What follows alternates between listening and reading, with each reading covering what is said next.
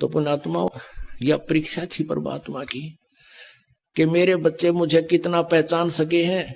क्योंकि 1994 से लेकर 2006 में युकांड हुआ था।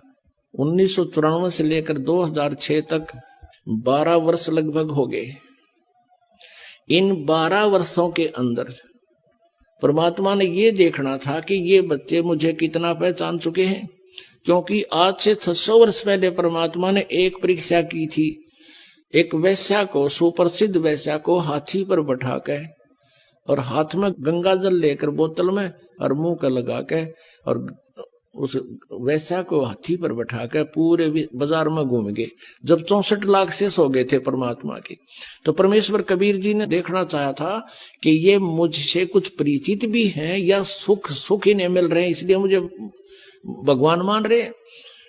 तो उसमें क्या हुआ कि सभी के सभी इस लीला को देखकर 64 लाख के 64 लाख भगवान से विमुख हो गए। लोक वेद सुनकर दुनिया कहने लगी, देख थारे गुरुजी ने कितने निकम्मे हैं, ये कैसा जुल्म कर रहे हैं, सरेआम वैश्यावर्ती कर रहे हैं, शराब पी रहे हैं, वैश्या को साथ लिए।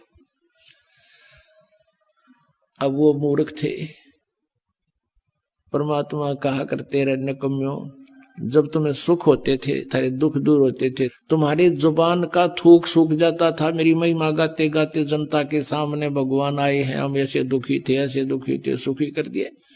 और आज मैं इतना गंदा हो गया कि शराब भी पीऊं और वैश्यावर्ती भी करूं, तुम्हारी इतनी बुद्धि भी काम नहीं करी, जाओ पड़ो बाढ़ में।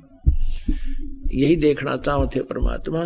तो पुण्यात्मा, आज उससे भी बुरे आरोप हम पर लगाए, लेकिन मेरे बच्चा एक भी टस से मस नहीं हुआ, क्योंकि ये परिचित हो चुके थे भगवान से।